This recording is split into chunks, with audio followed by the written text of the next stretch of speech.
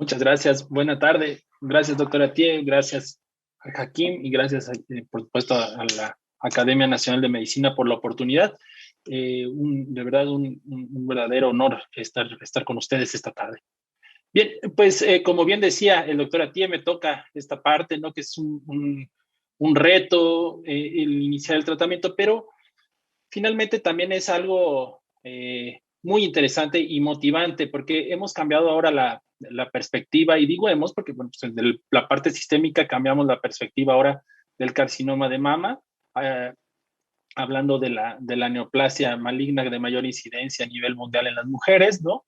Ahora tenemos una nueva visión. Anteriormente, y hablo de unos pocos años, ¿no? 5 años, estábamos hablando de que esta era la forma de caracterizar un tumor de mama, un carcinoma, ya fuera ductal o lobulillar de mama.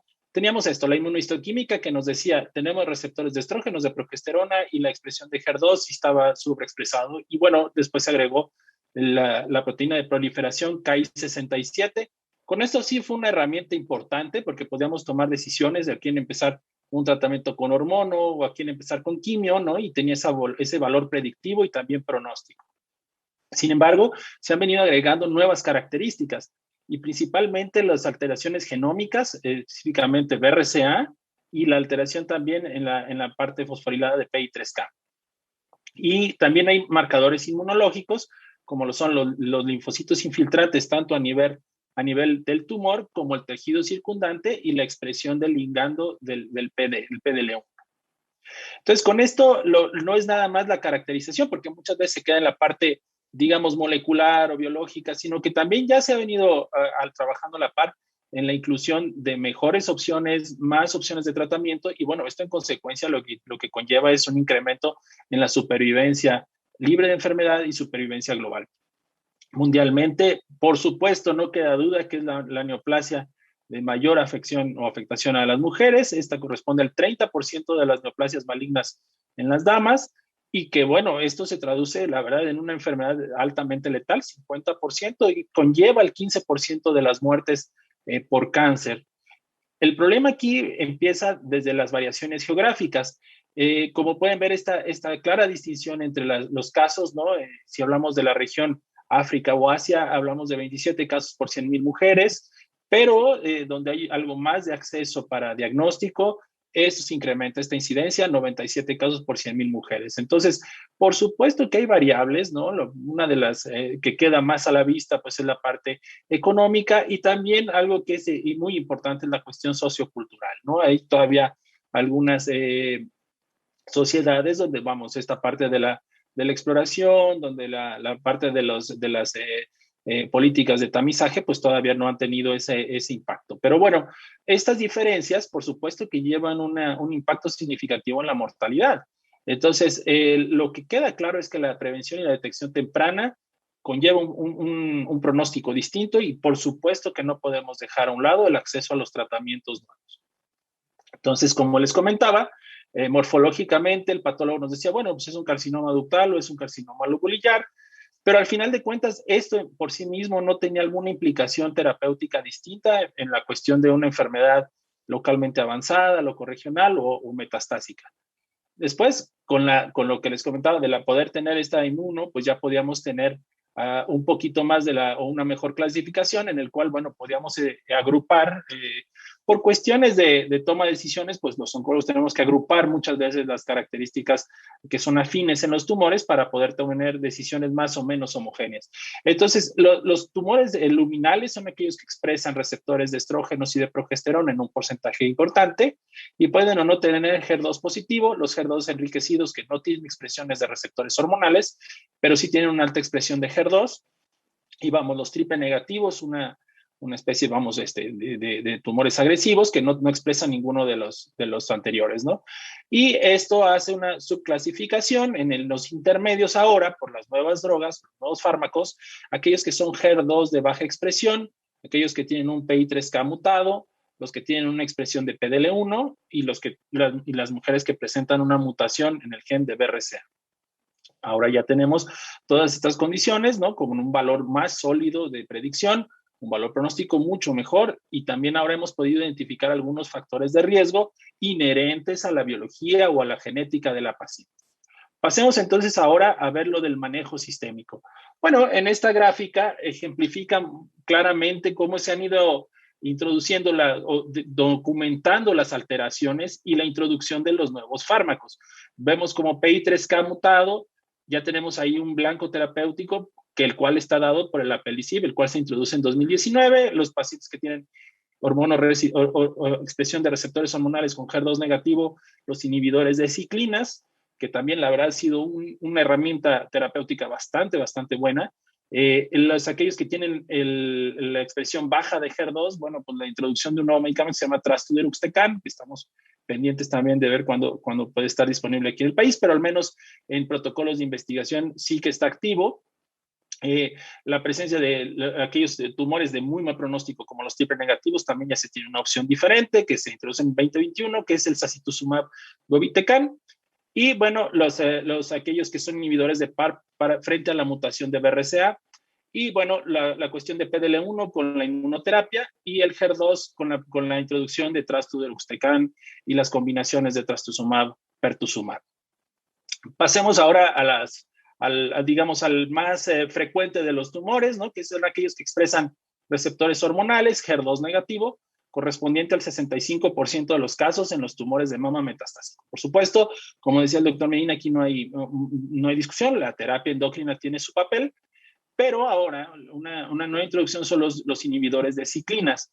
Biológicamente, las ciclinas es digamos, la parte de la comunicación intracelular que va directamente hacia la fosforilación del GNRB. Entonces, lo que generan este grupo de fármacos es este bloqueo de la fase que va desde la fase G0 a la G1 y bloquea la parte de síntesis del ADN dentro de la célula, ¿no? Entonces, dentro del núcleo celular.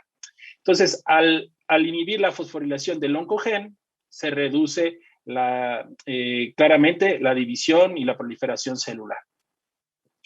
Entonces, este es muy interesante porque, vamos, es el salto de la biología, ¿no? Más allá, por ejemplo, de los principios que tenía la quimio, ¿no? Que también tenían algunas selecciones de fase, pero más que nada por algunos tipos de disrupciones sobre el DNA. Pero en este caso es bloquear completamente la biología, la función biológica de la célula. Y entonces, bueno, ya la traducción clínica, ¿no? Los ensayos clínicos en primera línea en aquellas pacientes que tenían más de 12 meses sin haber estado expuestas a una hormonoterapia. Y entonces aquí, bueno, evalúan la combinación de los tres principales inhibidores de ciclinas, palbociclib, ribociclib y abemaciclib, en combinación con un inhibidor de aromatasa en este escenario. Bueno, como pueden ver, sí hay un impacto significativo, ¿no? En cuanto a la supervivencia libre de progresión, alcanzando ya 2 años, 2 años en un escenario de una enfermedad metastásica, ¿no? Únicamente bloqueando estas vías que les decía, y bueno, pues eso es lo que se observa. Y en el caso de la abemaciclib, proporciona una supervivencia libre de progresión de 38 meses. Vamos, números que uno no podría haber considerado hace un tiempo. Y más allá, la supervivencia global, algo que es sumamente llamativo son esos 64 meses en este grupo de pacientes.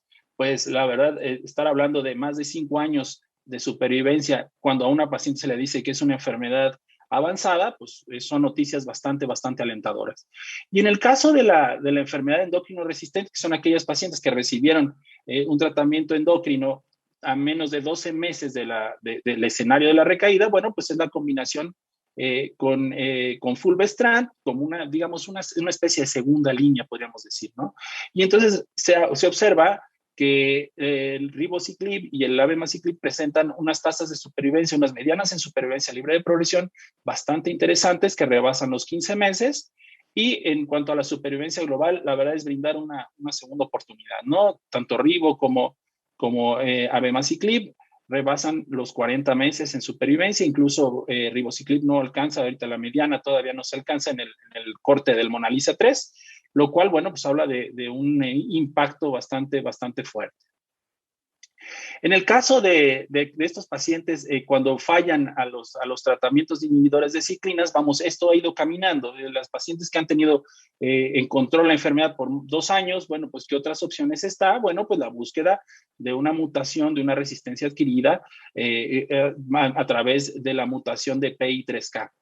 Recordemos que PI3K lo que brinda es una activación continua de la vía de AKT y que, bueno, pues está muy ligada a la vía de mTOR, con lo cual se mantiene activo y prendido o encendido la parte de proliferación, de crecimiento celular. Entonces, ahora la cuestión de buscar las isoformas en cuanto a estas vías de resistencia, bueno, pues ha demostrado que hay un 40% en la incidencia de mutación a este nivel.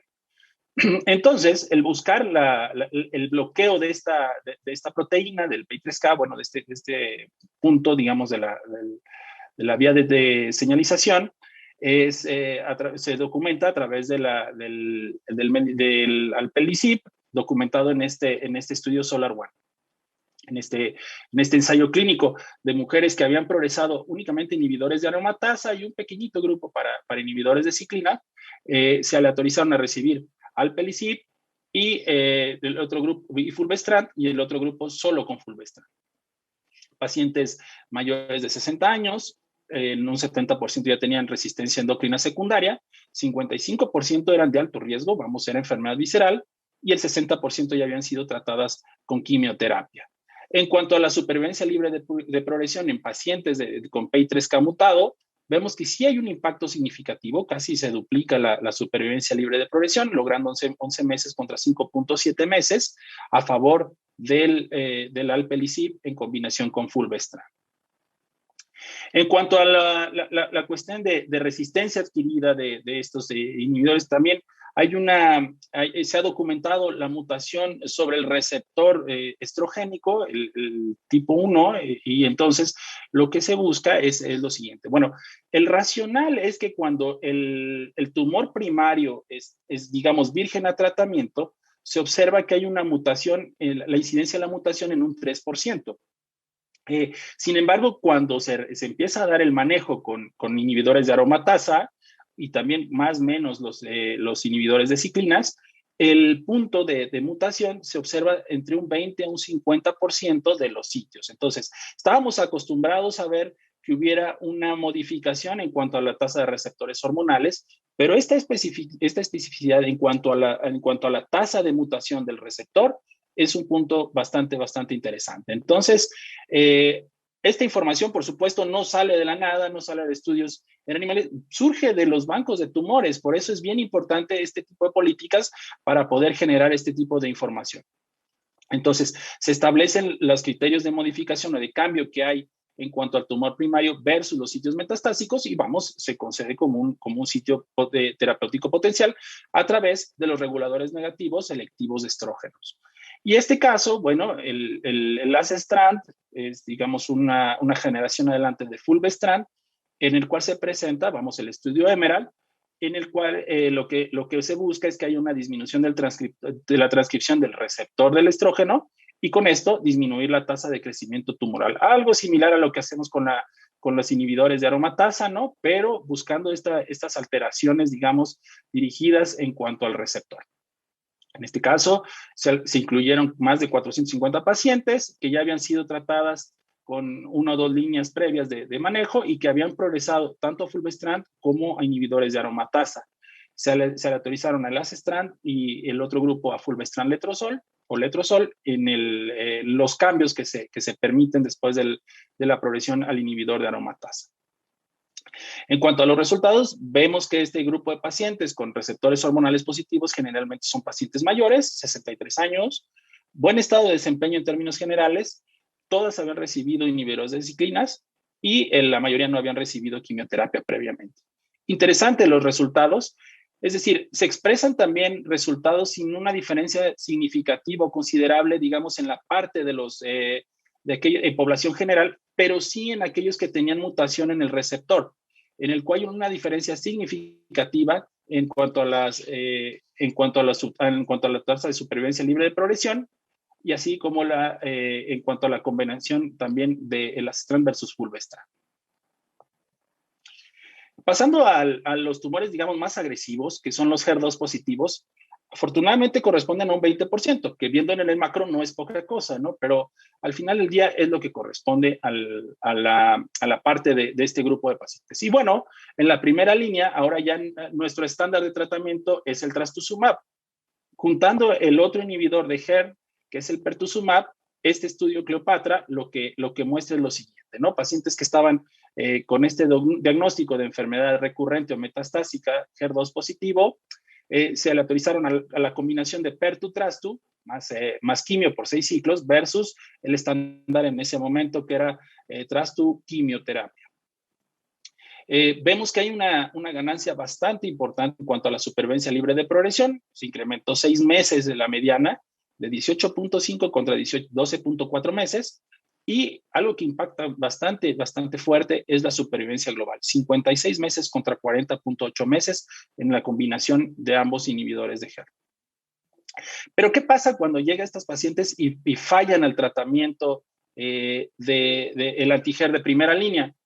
Pues la verdad es que sí nos quedábamos ahí con algunas preguntas, continuamos el trastuzumab, continuamos el pertuzumab, pero bueno, empieza la era de la combinación de terapia dirigida, en este caso trastuzumab, y la unión de quimio, que sería el antimicrotúbulos, que en este caso es el DM1, trastuzumab con el DM1 como inhibidor de microtúbulos. Entonces, el estudio se llama Emilia, en el cual un buen número de pacientes que habían progresado al tratamiento combinado de trastuzumab y taxano, se le autorizaron a lo que era en ese momento un estándar, que era la patinib y capecitabina, y el brazo, digamos, experimental era el TDM1.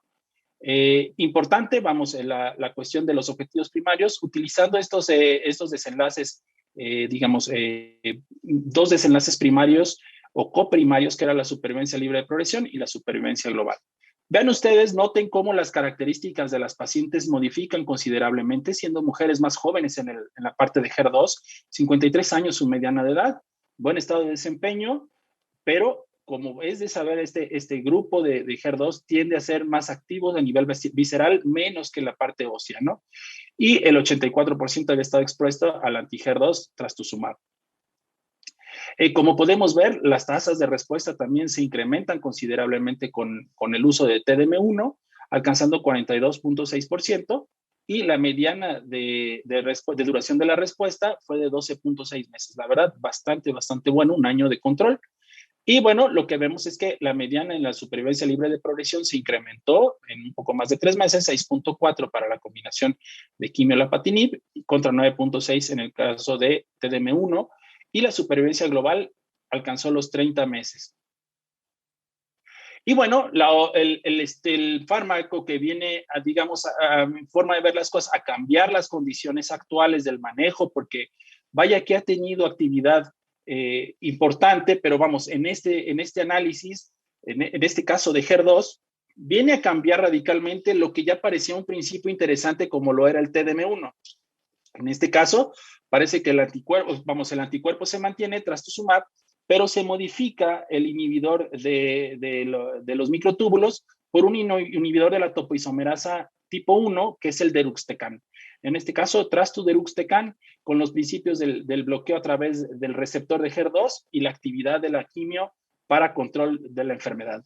Entonces, el estudio que evalúa el escenario de progresión o falla a la terapia de primera línea con trastuzumab es el Destiny Breast 03, en el cual se le autorizan, y de verdad que es de valor tener en cuenta el medicamento previo que ya había dado un beneficio, que era TDM1, y compararlo con este nuevo fármaco que es trastuzumab deruxtecan, con un objetivo primario basado en la supervivencia libre de progresión.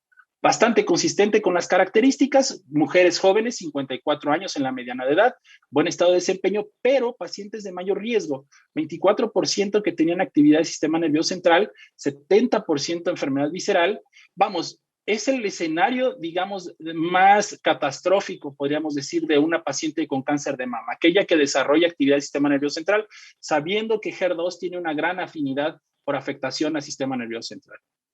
Y bueno, la mayoría ya había recibido un combo de trastuzumab en el 60% y la mitad ya había recibido quimioterapia previamente. Las tasas de respuesta completa prácticamente se duplicaron, 16 contra 8.7%, y algo que es muy relevante para nosotros es la probabilidad de que no funcione el medicamento, de que falle el tratamiento al manejo sistémico, el cual con este nuevo medicamento solo es del 1%, comparado contra 17.5% del TDM1. Estas gráficas las comentaba yo con mi compañera, mi colega experta en mama, que es la doctora Rocío Grajales, y la verdad estábamos viendo esto de la parte de que estas gráficas solamente las habíamos visto, digamos, en la inmunoterapia en melanoma, esta parte donde empieza a mesetear el grupo de pacientes, mientras que los otros tratamientos se caen. Eso es la verdad de llamar la atención. La supervivencia libre de progresión con trastuzumab no se alcanza la mediana y en el caso de TDM1 alcanza 6.8 meses. Para ambos grupos la supervivencia global no ha alcanzado medianas, pero vamos, existe ahí ya un antecedente bastante fuerte de que hay un cambio para el manejo en la segunda línea.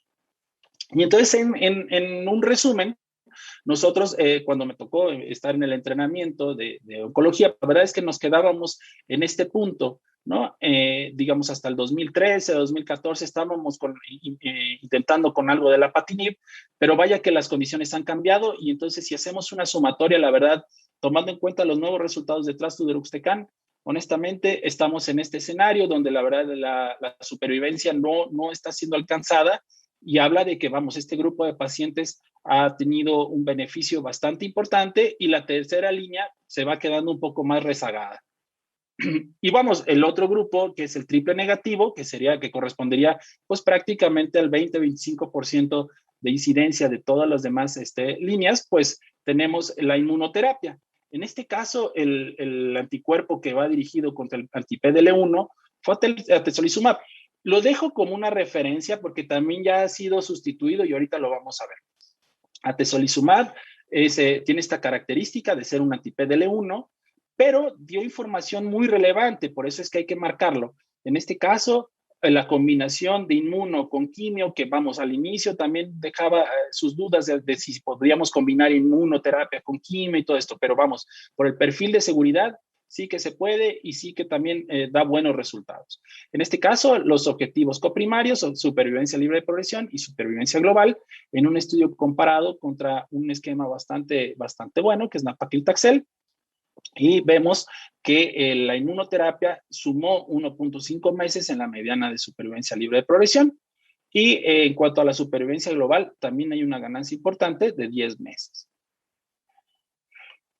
Esto sentó las bases para la inmuno. Sin embargo, un anti-PD1 que ya tenía actividad importante, por ejemplo, en melanoma, como en carcinoma de pulmón de células no pequeñas, es el pembrolizumab. Entonces, el KEYNOTE 355 en estos resultados, en un análisis intermedio, si todavía sigue el seguimiento en este grupo, aleatoriza en una forma 2:1 a 850 pacientes de características de triple negativo a una combinación de pembro más quimioterapia.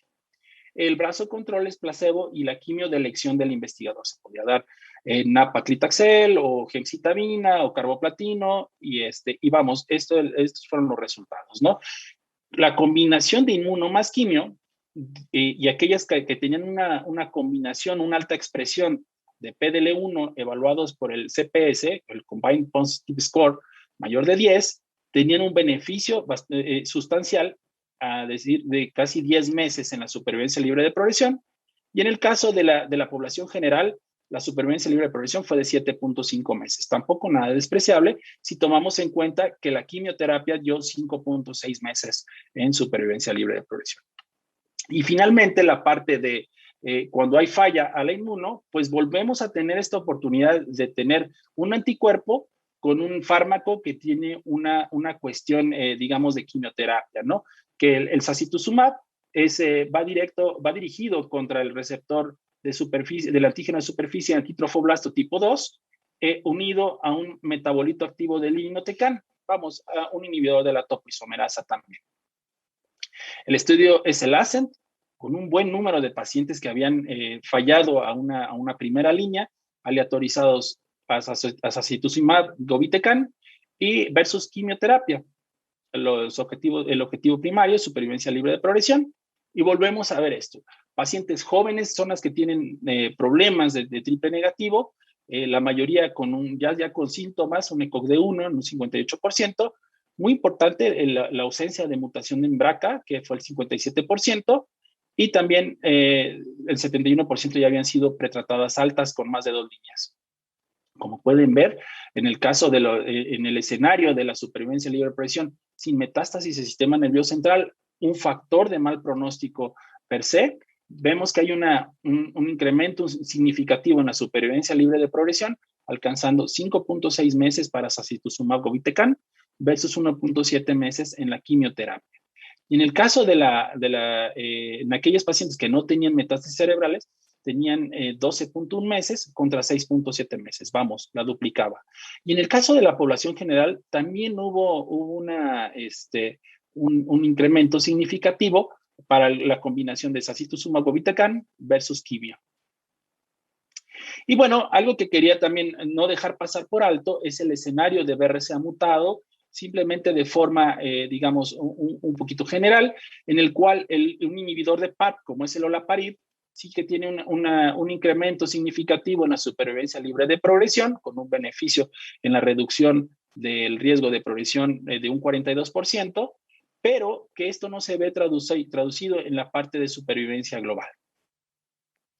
En conclusión, yo creo que el cáncer de mama ha tenido un avance muy, muy importante, acelerado, diría yo, en los últimos 5 años.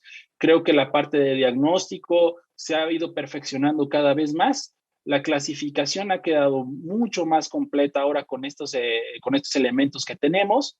Y por supuesto, eso se traduce en un impacto considerable en la cuestión terapéutica. Creo que la clasificación molecular ahora ya sí tiene un valor predictivo y pronóstico, más allá de tener algunos otros detalles como para la toma de decisiones, pero ahora sí podemos tener mayor capacidad de elegir un medicamento con base a estas características moleculares. Entonces, lo que trato de resaltar ahora es que la medicina translacional, hoy más que nunca, y específicamente en la cuestión de cáncer de mama, tiene una traducción muy, muy importante en cuanto a la implicación terapéutica. Somos más exactos y ahora sí que veo más cerca esta cuestión de la medicina personalizada con base a ciertas características mutacionales que cada día son más, digamos, pues personalizadas puntualmente, ¿no? Y entonces, lo que vemos ahora en los resultados de los estudios es nuevas opciones que presentan un impacto significativo tanto en primera como en segunda línea. Lo que hablamos es que lo que vemos ahora es que la enfermedad metastásica muestra medianas de supervivencia que rebasan los 5 años, ¿no? Entonces, pues en eso va la historia. Y bueno, pues les agradezco todos los comentarios y estoy a sus órdenes para seguir platicando de esto. Muchas gracias.